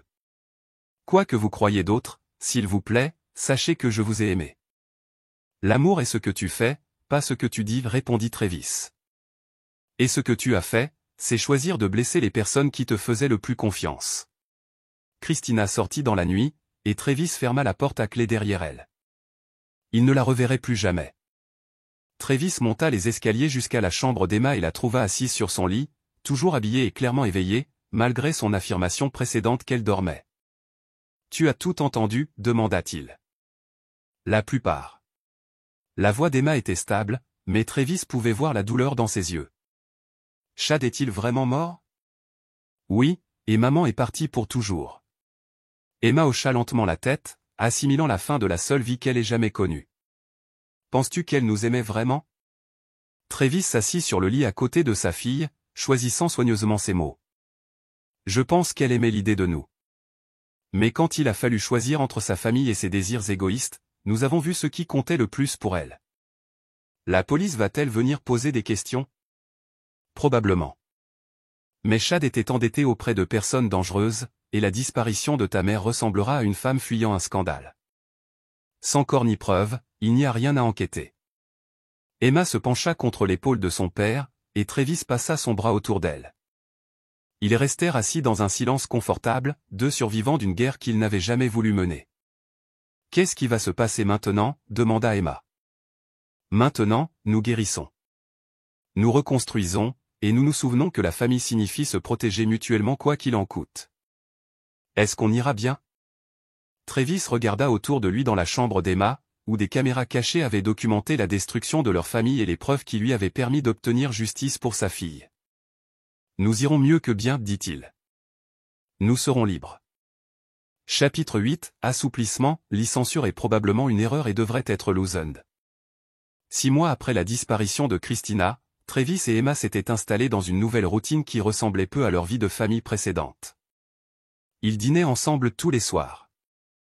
Emma aidait Travis à examiner les contrats de construction pendant qu'elle faisait ses devoirs, et ils développèrent une compréhension tacite que certains sujets étaient définitivement interdits de discussion. L'enquête policière sur la disparition de Chad Stone s'était déroulée exactement comme Travis l'avait prévu. Les dettes de jeu de Chad et ses liens avec des figures du crime organisé fournissaient des suspects et des motifs tout faits qui n'avaient rien à voir avec l'adultère de banlieue. Jake McCarthy, le prêteur sur gage à qui Chad devait de l'argent, avait été interrogé longuement mais libéré lorsque ses alibis s'étaient avérés inattaquables, des alibis que Travis avait contribué à assurer grâce à une manipulation minutieuse des images de sécurité et des témoignages de témoins. L'absence de Christina avait été expliquée par un récit soigneusement élaboré d'une femme submergée par la guérison de sa fille et le stress de son mariage. Travis joua parfaitement le rôle du mari abandonné, exprimant la douleur et la confusion face au départ soudain de sa femme tout en conservant sa dignité face aux rumeurs d'adultère évidentes. Les papiers du divorce avaient été déposés par Nathaniel Roach, invoquant l'abandon et l'adultère, Christina étant signifiée par des avis de publication lorsqu'elle ne pouvait pas être localisée pour une signification personnelle. La procédure se terminerait dans quelques mois, laissant Travis avec la garde exclusive d'Emma et le contrôle total de ses biens. Mais le sentiment de sécurité de Travis fut brisé un mercredi soir lorsqu'Emma répondit au téléphone pendant qu'il examinait des contrats dans son bureau. « Papa » appela Emma depuis la cuisine, sa voix portant une étrange tension. « Il y a quelqu'un au téléphone pour toi. » Elle dit qu'elle est la sœur de Christina. Travis sentit de l'eau glacée lui courir dans les veines. La sœur de Christina, Latoya Valnuela, vivait à Portland et n'avait pas parlé à Christina depuis plus de 2 ans. Travis avait compté sur cet arrangement pour éviter les questions inconfortables sur la disparition de Christina. Il prit le téléphone à Emma, notant l'inquiétude dans les yeux de sa fille. Ici Travis White. M. White, ici Latoya Valnuela, la sœur de Christina. Je suis désolé de vous déranger, mais j'essaie de joindre Christina depuis des semaines et je n'y parviens pas. Son téléphone va directement à la messagerie vocale, et elle n'a répondu à aucun de mes messages. Travis se mit en mode performance, injectant à sa voix la lassitude d'un homme confronté à une situation douloureuse. Je suis désolé, Latoya, mais Christina et moi divorçons. Elle est partie il y a plusieurs mois, et je n'ai plus eu de nouvelles depuis. Partie ? Que entendez-vous par elle est partie ? Je veux dire qu'elle a fait une valise une nuit et est partie. J'ai découvert plus tard qu'elle avait une liaison. Il y eut une longue pause. Cela ne ressemble pas à Christina. Quels que soient les problèmes que vous aviez, elle n'abandonnerait jamais Emma. Travis sentit les premiers signes d'une réelle inquiétude. La voix de Latoya portait une conviction, pas seulement de la curiosité. Les gens font des choses inattendues quand ils sont pris dans des mensonges. Christina a fait son choix. M. White, ma mère se meurt. Elle demande Christina depuis des semaines. Quoi qu'il se soit passé entre vous deux, Christina voudrait le savoir. Elle voudrait dire au revoir. L'eau glacée dans les veines de Travis se transforma en pression arctique. Une mère mourante était exactement le genre de situation qui pouvait forcer les gens à poser des questions inconfortables et à exiger des réponses insatisfaisantes. Je suis désolé d'apprendre la nouvelle de votre mère, mais honnêtement, je ne sais pas comment joindre Christina. Quand elle est partie, elle a clairement indiqué qu'elle ne voulait aucun contact avec notre famille. Je ne crois pas ça. Christina pourrait vous quitter, mais elle ne couperait pas le contact avec Emma ni n'abandonnerait complètement sa famille. Il se passe autre chose ici. Le ton de Latoya passait de l'inquiétude à la suspicion, et Travis reconnut le danger. La sœur de Christina allait continuer à creuser, et les membres de la famille déterminés avaient une façon d'attirer l'attention de la police lorsque leurs questions ne recevaient pas de réponse satisfaisante. Je comprends que c'est difficile, dit Travis prudemment, mais je ne peux que vous dire ce que je sais. Christina est partie. Elle n'a pas été en contact, et je me concentre sur la prise en charge d'Emma pendant cette période difficile. Je vais continuer à la chercher. Et si je découvre qu'il est arrivé quelque chose à Christina, la menace était implicite, mais claire. Latoya soupçonnait que Travis mentait sur la disparition de Christina, et elle n'allait pas laisser tomber l'affaire. J'espère que vous trouverez les réponses que vous cherchez, dit Travis. Si Christina me contacte, je lui ferai part de votre mère. Travis termina l'appel et composa immédiatement le numéro de Stuart Leach. Le détective privé répondit à la deuxième sonnerie. J'ai besoin de tout ce que vous pouvez trouver sur Latoya Valenzuela à Portland, Oregon, dit Travis sans préambule. Dossiers financiers, historique d'emploi, liens familiaux, problèmes juridiques, tout. À quel point est-ce urgent? Ce soir. Et Stuart, j'ai besoin de savoir si elle a été en contact avec des organismes d'application de la loi au sujet de la disparition de sa sœur. Compris. J'aurai des informations préliminaires dans les 4 heures. Le prochain appel de Travis fut pour Ron Shannon. Le spécialiste de la sécurité travaillait de nuit sur l'un des chantiers de Travis, supervisant l'installation de nouveaux systèmes d'alarme. J'ai peut-être un problème, dit Travis lorsque Ron répondit. La sœur de Christina pose des questions inconfortables. Quel genre de questions? Le genre qui pourrait nécessiter des solutions permanentes. Il y eut une pause. Travis, nous avions convenu que la situation de Chad était un cas unique. Je ne suis pas dans le secteur de l'élimination de toutes les personnes qui pourraient vous causer des problèmes. Il ne s'agit pas de commodité, Ron. Il s'agit de protéger Emma et de maintenir la sécurité que nous avons construite. Qu'est-ce que vous me demandez exactement de faire? Je vous demande d'être prêt à la possibilité que la sœur de Christina puisse devenir une menace pour la sécurité de notre famille. Et vous voulez que je gère cette menace de la même manière que j'ai géré Chad? Si nécessaire. Ron resta silencieux pendant un long moment. Travis, vous parlez de tuer une femme dont le seul crime est de vouloir retrouver sa sœur disparue. Ce n'est pas de la justice, c'est de la paranoïa. C'est de la protection. C'est un meurtre, et c'est exactement le genre d'escalade qui fait que les gens se font prendre. Une disparition peut être expliquée. 2 disparitions de la même famille soulèvent des questions qui ne disparaîtront pas. Travis sentit son contrôle minutieux commencer à s'effriter. Il avait éliminé les menaces immédiates à sa famille, mais il était maintenant confronté à la possibilité d'une série sans fin de complications et d'enquêtes. Chaque personne qui posait des questions sur Christina créait de nouveaux risques et de nouveaux témoins potentiels. Que suggérez-vous? Demanda Travis. Je vous suggère de trouver un moyen de faire croire à Latoya que Christina est vivante et bien portante quelque part au loin. Fabriquez des preuves de contact. Créez une trace écrite qui soutient votre histoire. Faites en sorte que sa disparition semble volontaire plutôt que suspecte. Travis réfléchit à la suggestion. Elle avait du mérite, mais elle nécessitait également une tromperie et un entretien continu. Chaque mensonge qu'il créait devrait être étayé par des mensonges supplémentaires, créant une toile de plus en plus complexe qui pourrait s'effondrer si un seul élément échouait. Ça pourrait marcher, dit Travis finalement, mais j'ai besoin de savoir que vous serez disponible si la situation nécessite une intervention plus directe. Travis, écoutez-moi attentivement. Vous avez déjà franchi des lignes qui ne peuvent pas être franchies. Mais si vous continuez à les franchir, vous allez vous détruire et détruire Emma dans le processus. Parfois, la meilleure façon de protéger votre famille est d'arrêter de créer de nouvelles menaces. Travis termina l'appel se sentant plus isolé qu'il ne l'avait été depuis l'agression d'Emma. Ron avait raison sur les risques d'escalade, mais il avait tort sur la nature de la menace. Les gens comme Latoya n'acceptaient pas les explications pratiques lorsque les membres de leur famille disparaissaient. Ils posaient des questions, exigeaient des réponses et impliquaient les autorités lorsque ces réponses n'étaient pas satisfaisantes. Le rapport préliminaire de Stuart arriva 3 heures plus tard et confirma les pires craintes de Travis. Latoya Valnuela était une avocate spécialisée en droit de la famille et avait des liens avec les forces de l'ordre grâce à son travail sur des affaires de violence domestique. Elle avait déjà contacté le service de police de Portland concernant la disparition de Christina et avait été conseillée de déposer une plainte pour disparition auprès de la police dans la juridiction de Travis. Plus inquiétant encore, Latoya avait été en contact avec 3 autres membres de la famille qui étaient également préoccupés par le silence soudain de Christina. La disparition de Christina n'inquiétait pas seulement une personne, elle inquiétait tout un réseau familial qui comprenait 2 avocats, une assistante sociale et un détective de police à la retraite.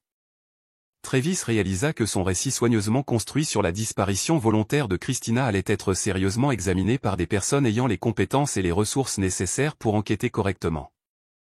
La fiction confortable dans laquelle il vivait était sur le point de s'effondrer. Cette nuit-là, Travis était assis dans son bureau, fixant des rapports de renseignement et des documents juridiques, tandis qu'Emma faisait ses devoirs à l'autre bout de son bureau. La routine qui était devenue leur nouvelle normalité lui sembla soudain fragile, menacée par des forces indépendantes de sa volonté. « Papa. » Emma leva les yeux de son manuel de calcul. « Tout va bien ? Tu as l'air inquiet. » Travis réfléchit à ses options. Il pouvait mentir à Emma, essayer de la protéger des nouvelles complications qui se développaient. Ou il pouvait la traiter comme la jeune femme intelligente qu'elle devenait et reconnaître que leur situation était plus précaire qu'elle ne l'avait semblé. « La sœur de Christina a appelé aujourd'hui, » dit Travis. « Elle pose des questions sur l'endroit où Christina est allée. » Emma posa son crayon et accorda toute son attention à Travis. « Quel genre de questions ? » Le genre de questions qui pourrait attirer l'attention de la police. Emma absorba cette information avec le même calme intelligent qu'elle avait montré tout au long de leur épreuve. À 17 ans, elle avait déjà survécu à une tentative de meurtre et à la destruction de sa famille. Elle n'était plus une enfant qui avait besoin d'être protégée des réalités difficiles. « Quelles sont nos options ? » demanda Emma. Travis sourit malgré ses inquiétudes. L'utilisation de Noah par Emma confirmait ce qu'il savait déjà. Ils étaient partenaires dans cette situation, pas un père protégeant une fille innocente. Nous pouvons essayer de convaincre la famille de Christina qu'elle est vivante et en bonne santé quelque part au loin, créer de fausses preuves de contact et espérer qu'ils arrêteront de chercher. Ou nous reconnaissons que certains problèmes nécessitent des solutions permanentes. Emma resta silencieuse pendant un moment, considérant les implications. De combien de personnes parle-t-on ? Au moins la sœur de Christina, peut-être d'autres si l'enquête s'étend. Et si nous ne les empêchons pas de chercher, ils finiront par impliquer la police qui n'acceptera pas les explications commodes. Ils voudront des preuves, des chronologies et la preuve que Christina est partie volontairement. Emma acquiesça lentement. Donc, nous parlons de tuer des innocents pour nous protéger des conséquences d'avoir tué des coupables. Nous parlons de protéger notre famille des gens qui nous détruiraient pour satisfaire leur curiosité. Est-ce ce que nous sommes devenus, papa ? Des gens qui tuent tous ceux qui posent des questions qui mettent mal à l'aise. Travis regarda sa fille, brillante, forte et bien trop jeune pour faire ce genre de calculs moraux. Il pensa à l'homme qu'il était avant l'agression d'Emma, l'homme d'affaires intègre qui croyait en la justice et aux conséquences. Cet homme lui semblait maintenant étranger. « Je ne sais pas, » dit Travis honnêtement. « Mais je sais que je ne laisserai personne te blesser à nouveau, quel qu'en soit le prix. » Emma tendit la main à travers le bureau et prit la main de son père. « Alors nous devons être plus intelligents à ce sujet. Tuer toute la famille de Christina ne me protège pas. Cela garantit que nous finirons par nous faire prendre. Que suggères-tu ? » Emma sourit, et pendant un instant, Travis vit la fille qu'elle était avant que leur monde ne s'effondre. Nous allons leur donner ce qu'ils veulent. Nous allons prouver que Christina est vivante, en bonne santé et qu'elle a choisi de disparaître. Comment? Emma sourit. Et pendant un instant, Travis vit la fille qu'elle était avant que leur monde ne s'effondre. Nous allons ramener Christina d'entre les morts. Chapitre 9, Résurrection. Le plan d'Emma était brillant dans sa simplicité et terrifiant dans ses implications. Plutôt que d'essayer de convaincre la famille de Christina qu'elle avait disparu volontairement, il fabriquerait des preuves que Christina était vivante et en bonne santé, vivant sous une nouvelle identité dans un endroit éloigné de son ancienne vie. La clé, expliqua Emma alors qu'il travaillait dans le bureau de Travis tard dans la nuit, c'est que nous ne pouvons pas simplement créer de fausses preuves. Nous devons créer des preuves qui peuvent être vérifiées indépendamment par des personnes qui savent ce qu'elles font. Travis regarda sa fille de 17 ans esquisser un plan sophistiqué de vol d'identité et de fraude avec la même précision méthodique qu'elle appliquait à ses devoirs de calcul. Emma avait hérité de ses capacités de réflexion stratégique, mais elle avait également développé des compétences dans des domaines qu'il n'avait jamais imaginé avoir besoin. Au cours des 6 derniers mois, Emma s'était renseignée sur l'informatique forensique, la création d'identités et la manipulation d'enregistrements financiers grâce à des cours en ligne qu'elle prétendait être pour une option informatique. Travis réalisa maintenant qu'elle se préparait exactement à ce genre de situation, comprenant que leur sécurité dépendait de plus que la simple élimination des menaces immédiates. Nous commençons par une femme décédée dont l'identité peut être appropriée en toute sécurité, continua Emma, ouvrant des fichiers sur son ordinateur portable. Quelqu'un qui est décédé récemment dans un autre État, de préférence dans une zone où les registres sont mal tenus ou où la confusion bureaucratique règne. Emma avait déjà identifié sa cible, Margie Estrada, une femme de 38 ans décédée dans un accident de voiture dans le Nevada rural 3 semaines plus tôt. Margie était célibataire, éloignée de sa famille et employée comme graphiste indépendante qui travaillait entièrement en ligne. Son décès avait été géré par une petite entreprise de pompes funèbres avec un minimum d'enregistrement numérique et sans connexion au grand système de base de données. Nous utilisons le numéro de sécurité sociale de Margie pour établir des comptes bancaires, des contrats de location et des dossiers d'emploi pour Christina, expliqua Emma.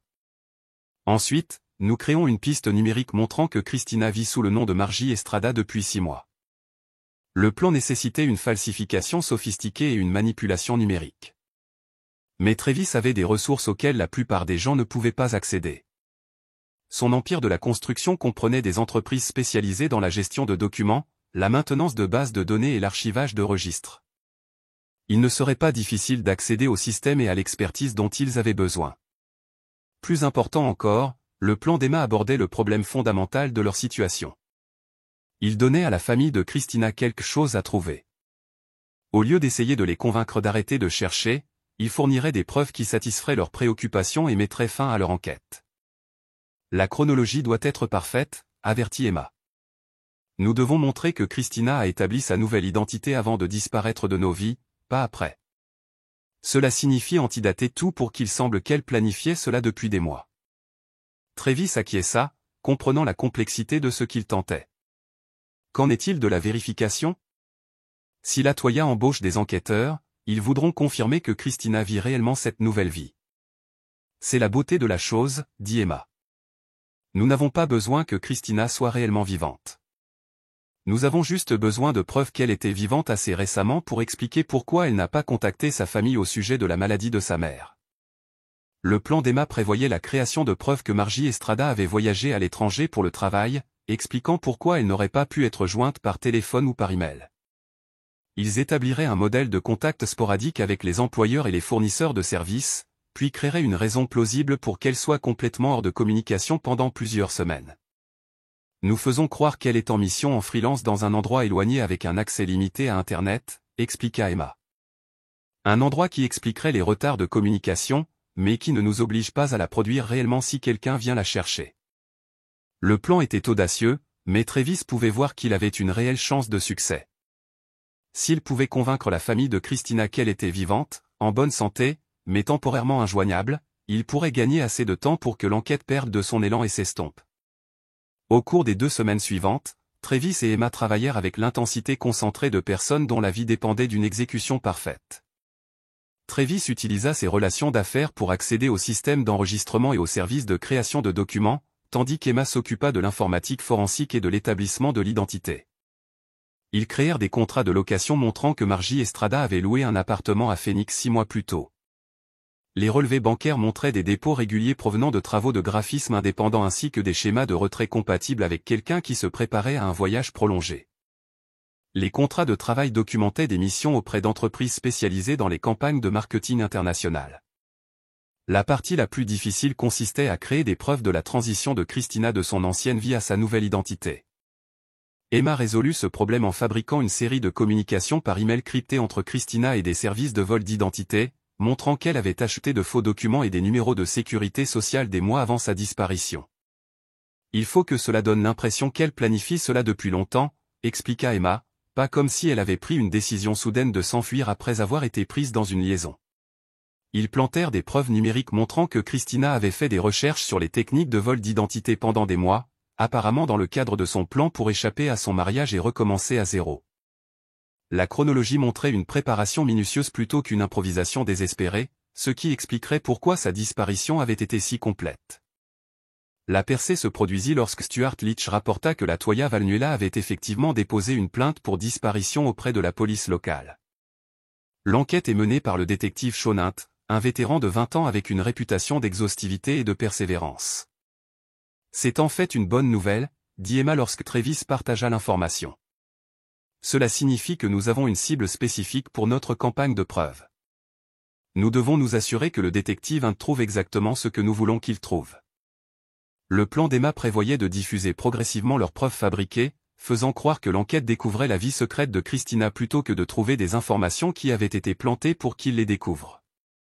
Ils commencèrent par des pourboires anonymes au bureau du détective Hunt, fournissant juste assez d'informations pour orienter l'enquête vers les dossiers financiers et les activités récentes de Christina. Les pourboires mentionnaient Margie Estrada comme un possible alias et suggéraient que Christina planifiait sa disparition depuis des mois. Le détective Hunt se révéla être exactement aussi minutieux que sa réputation le suggérait. Quelques jours après avoir reçu les pourboires anonymes, il avait découvert les comptes bancaires, les contrats de location et les dossiers d'emploi que Travis et Emma avaient créés.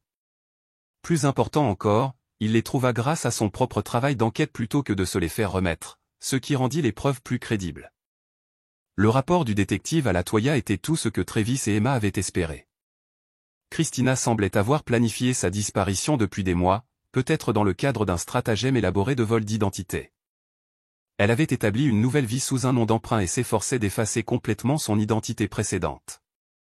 Les preuves suggèrent que votre sœur était impliquée dans une fraude d'identité sophistiquée, expliqua le détective Hunt à la Toya lors d'un appel téléphonique que Travis avait arrangé pour être surveillé. Elle semble avoir pris l'identité d'une femme décédée et vit sous ce nom depuis plusieurs mois. Mais pourquoi n'a-t-elle pas contacté notre famille au sujet de la maladie de notre mère? Selon les dossiers d'emploi que j'ai trouvés, elle a travaillé sur des missions internationales qui nécessitent de longues périodes dans des endroits éloignés. Il est possible qu'elle ne connaisse pas l'état de santé de votre mère.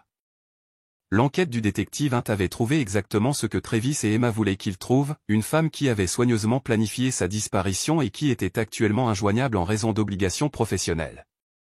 La chronologie expliquait son absence, sa nouvelle identité expliquait son silence et son activité criminelle apparente fournissait une raison pour laquelle elle pourrait ne pas vouloir être retrouvée. Plus important encore, l'enquête a permis à la Toya de tourner la page. Sa sœur n'était pas morte ou retenue contre son gré. Elle était vivante, mais vivait une vie complètement différente sous une fausse identité. Christina avait choisi de couper les ponts avec son ancienne vie si complètement que même les urgences familiales ne pouvaient pas l'atteindre.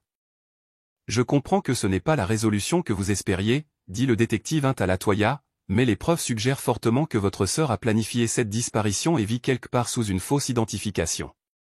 À moins qu'elle ne commette un crime qui la porte à l'attention des forces de l'ordre, il n'y a aucune base juridique pour poursuivre l'enquête. La clôture officielle de l'affaire de disparition fut rapportée à Travis 3 jours plus tard. Le détective Hunt avait conclu que Christina White avait volontairement disparu et vivait probablement sous le nom d'emprunt de Margie Estrada.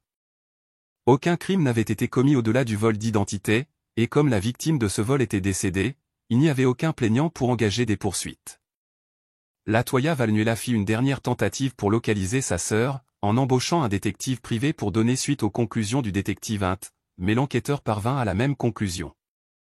Christina avait soigneusement planifié sa disparition et était actuellement injoignable en raison de missions de travail dans des endroits internationaux éloignés. 6 semaines après le premier appel téléphonique de la Toya, elle envoya un dernier message à Travis par l'intermédiaire de son avocat. Elle était satisfaite que Christina soit vivante et en bonne santé, mais avait choisi de couper complètement les ponts avec son ancienne vie. Bien qu'elle n'approuve pas les méthodes de Christina, elle respectait son droit de faire ce choix et ne poursuivrait pas l'affaire plus loin.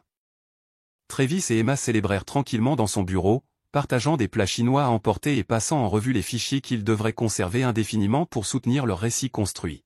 « Combien de temps devons-nous maintenir cela » demanda Emma, en faisant tournoyer des nouilles Hello Mine autour de ses baguettes. « Pour toujours » dit Travis. Margie Estrada doit rester vivante et active pendant le reste de ce qui aurait été la durée de vie naturelle de Christina. Si elle meurt ou disparaît officiellement un jour, quelqu'un pourrait commencer à poser des questions sur les raisons pour lesquelles Christina ne refait jamais surface. Emma acquiesça, comprenant l'engagement à long terme qu'il prenait. Alors, nous devenons des gestionnaires d'identité pour une femme morte. Nous devenons tout ce que nous devons être pour protéger notre famille. Travis regarda sa fille, qui n'était plus la fille innocente qui avait découvert une caméra dans sa chambre pour prendre sa mère en flagrant délit d'adultère. Emma était devenue sa partenaire dans la création et le maintien de la fiction élaborée qui les protégeait tous les deux des conséquences de leur justice. Ils avaient éliminé les personnes qui avaient blessé leur famille, fabriqué des preuves pour satisfaire ceux qui venaient chercher des réponses et créer une stratégie durable à long terme pour maintenir leur sécurité. Ils avaient gagné complètement et définitivement. Mais alors que Travis regardait Emma passer en revue les fichiers numériques et discuter du maintien de fausses identités avec la compétence désinvolte d'un criminel professionnel, il se demanda ce qu'ils avaient perdu en cours de route. Emma ne serait plus jamais seulement sa fille. Elle serait toujours sa complice. Ils ne seraient plus jamais seulement une famille. Ils seraient toujours des conspirateurs liés par des secrets partagés et une protection mutuelle. Le prix de la justice avait été leur innocence, et le prix de la sécurité avait été leur paix. Mais Emma était vivante, leur famille était en sécurité et les personnes qui les avaient trahis ne menaceraient plus jamais personne. Travis White avait construit son empire en comprenant que certaines victoires exigeaient des sacrifices qui ne pouvaient pas être calculés en dollars et en cents. Il avait protégé sa fille en sacrifiant le père qu'il était autrefois et la famille qu'ils auraient pu rester. Mais alors qu'Emma lui souriait à travers leur récipient à emporter, ses yeux brillants d'intelligence et de détermination, Travis savait qu'il ferait les mêmes choix à nouveau. Certaines choses valaient n'importe quel prix, et la famille valait tout. La justice avait été rendue, la famille avait été protégée, l'avenir était assuré et Travis White n'oublierait jamais la leçon selon laquelle protéger les personnes que vous aimez nécessite parfois de devenir quelqu'un que vous n'auriez jamais imaginé pouvoir être. Épilogue. 5 ans plus tard, Travis White se tenait dans son bureau, examinant les plans architecturaux d'un hôpital pour enfants qui porterait le nom d'Emma. La Fondation White pour la sécurité de l'enfance était devenue l'une des organisations caritatives les plus importantes de la région, offrant protection et soutien aux enfants dans des situations familiales dangereuses. Emma, maintenant âgée de 22 ans et étudiante en dernière année à Stanford en justice pénale et en psychologie, siégeait au conseil d'administration de la Fondation. Elle prévoyait de poursuivre une carrière dans les forces de l'ordre, se spécialisant dans les crimes contre les enfants. Son expérience de la trahison familiale et de la violence lui avait donné un aperçu du comportement prédateur qui lui servirait bien à protéger d'autres familles. L'histoire officielle était que le dévouement d'Emma à la sécurité de l'enfance avait été inspiré par son propre accident et sa convalescence. La réalité non officielle était qu'Emma White avait appris à 17 ans que certaines personnes perdaient leur droit d'exister lorsqu'elles s'attaquaient aux enfants, et elle avait l'intention de passer sa carrière à s'assurer que ces personnes faisaient face à des conséquences appropriées. Christina White était toujours légalement portée disparue, bien que Margie Estrada continuait de vivre sa vie soigneusement construite dans les registres numériques et les bases de données financières. Tous les quelques mois, Travis ou Emma créeraient des preuves de l'existence continue de Margie, un paiement de service public ici, un contrat de freelance là, maintenant la fiction qui empêchait la disparition de Christina d'attirer une attention renouvelée. La disparition de Chad Stone avait été officiellement attribuée à ses dettes de jeu et à ses associés criminels. Jake McCarthy avait finalement été arrêté pour un meurtre sans rapport, fournissant une clôture pratique à l'affaire de Chad. Personne ne cherchait plus Chad parce que tout le monde comprenait ce qui arrivait aux gens qui ne respectaient pas leurs dettes envers les personnalités du crime organisé. Travis ne s'était jamais remarié, affirmant que la trahison de Christina avait détruit sa foi dans les relations amoureuses. La vérité était plus simple, il avait trouvé la partenaire parfaite en Emma, quelqu'un qui le comprenait complètement et qui partageait son engagement à protéger leur famille au-dessus de toute autre considération. Ils dînaient ensemble tous les soirs, discutant de tout, des affaires de la fondation aux projets de construction en passant par les meilleures méthodes pour maintenir de fausses identités dans un monde de plus en plus numérique. Ils étaient plus proches que la plupart des pères et des filles parce qu'ils partageaient des secrets que personne d'autre ne pouvait comprendre. Lors des soirées calmes, Travis se demandait parfois à quoi leur vie aurait pu ressembler si Christina et Chad n'avaient jamais trahi leur famille. Mais ces pensées ne duraient jamais longtemps. Les personnes qu'ils étaient devenues plus fortes, plus sages et absolument engagées les unes envers les autres étaient meilleures que les personnes qu'ils auraient pu rester. L'enfance d'Emma s'était terminée la nuit où elle avait été agressée pour avoir découvert l'adultère de sa mère. L'innocence de Travis s'était terminée la nuit où il avait regardé les images de surveillance de sa femme et de son amant discutant du meurtre de sa fille. Mais ce qu'ils avaient construit à partir des cendres de leur confiance trahie était quelque chose de plus puissant que l'innocence ou l'enfance, un partenariat basé sur une loyauté absolue et une compréhension partagée que la famille valait tous les sacrifices. La famille White avait été détruite par la trahison et renaissait dans l'injustice. Travis et Emma avaient appris que l'amour était ce que vous faisiez, pas ce que vous disiez, et ce qu'ils faisaient était de se protéger mutuellement sans limite ni compromis. Certaines histoires se terminaient par le pardon et la rédemption. Cette histoire se terminait par des conséquences et la survie. Travis White n'avait jamais pardonné aux personnes qui avaient blessé sa fille, et il ne le ferait jamais. Il s'était assuré qu'il ferait face à une justice proportionnelle à leurs crimes, et il s'assurerait que la famille que lui et Emma avaient reconstruite ne serait plus jamais vulnérable à une telle trahison. La justice avait été rendue, la famille avait été protégée, l'avenir était assuré et, au bout du compte, cela suffisait. Point. Et alors que cette histoire se glisse tranquillement dans les ombres de votre esprit, se dissolvant dans les espaces silencieux où la mémoire et le mystère s'entrelacent, comprenez que ce n'était jamais qu'une histoire. C'était un éveil, une impulsion brute de vérité humaine enveloppée dans des secrets chuchotés et des émotions voilées, chaque mot un éclat de réalité fracturée, chaque phrase un pont entre les mondes vus et invisibles, entre la lumière de la révélation et l'abîme sombre de ce qui reste non dit. C'est ici, dans cet espace liminal, que les histoires respirent leur magie la plus puissante, remuant les chambres les plus profondes de votre âme, provoquant les peurs tacites, les désirs enfouis et les espoirs fragiles qui s'accrochent à votre cœur comme de fragiles braises. C'est le pouvoir de ces contes, ces confessions numériques chuchotées dans le vide où l'anonymat devient le masque de la vérité et où chaque spectateur devient le gardien de secrets trop lourds à porter seul. Et maintenant, ce secret, cet écho tremblant de la réalité de quelqu'un d'autre, fait partie de votre propre récit sombre, s'entremêlant à vos pensées, éveillant cette curiosité indéniable, cette faim insatiable de savoir ce qui se trouve au-delà, quelles histoires restent à raconter, quels mystères planent juste hors de portée, attendant que vous les découvriez. Alors, accrochez-vous à ce sentiment, ce fil électrique d'émerveillement et de malaise, car c'est ce qui nous relie tous à travers le vaste réseau invisible de l'expérience humaine. Et si votre cœur s'emballe, si votre esprit s'attarde sur les si et les peut-être, alors vous savez que l'histoire a fait son travail. Sa magie s'est tissée dans le tissu de votre être. Alors, avant de vous éloigner de ce royaume, rappelez-vous ceci, chaque histoire que vous rencontrez ici est une invitation chuchotée à regarder plus profondément, à écouter plus attentivement, à embrasser les ténèbres et la lumière. Et si vous vous êtes perdu, si vous vous êtes trouvé changé ne serait-ce qu'un peu, alors honorez cette connexion en gardant la flamme allumée. Aimez cette vidéo si l'histoire vous a hanté. Abonnez-vous pour rejoindre la confrérie des chercheurs qui traquent les vérités invisibles, et sonnez la cloche pour être les premiers à saluer la prochaine confession, la prochaine ombre, la prochaine révélation qui attend de sortir des profondeurs. Parce qu'ici, nous ne nous contentons pas de raconter des histoires, nous les invoquons. Nous devenons des vaisseaux pour les oublier, les cacher et les non-dits. Et vous, chers auditeurs, êtes devenus une partie de ce rituel sacré. Alors, jusqu'à ce que le prochain conte vous trouve dans les heures calmes, gardez vos sens aiguisés, votre cœur ouvert et ne cessez jamais de chasser les murmures dans le silence. Merci d'avoir regardé. Prenez soin de vous. Bonne chance.